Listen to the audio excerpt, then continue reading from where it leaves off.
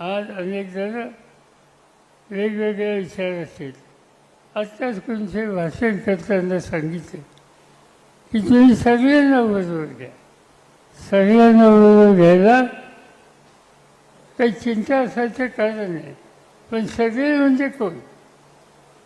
सगळे म्हणजे गांधी, नेहरू, चव्हाण यांचा विचार, फुले शाहू आंबेडकर यांचा विचार, हा जो सगळे म्हणत असेल तसे सगळे मला बांधू आहे.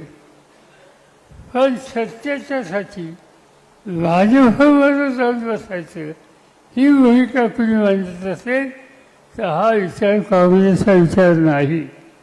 आणि त्यामुळं कुणाशीही संबंध ठेवा, पण भाजपशी संबंध हा काँग्रेसच्या विचारात असू शकत नाही. आणि त्यामुळं अशा पद्धतीने संधी साधू करायचं राजकारण हे आपल्याला प्रोत्साहित करायचं नाही. आणि त्या दृष्टिकोनातून पावलं हे आपल्याला टाकायचे.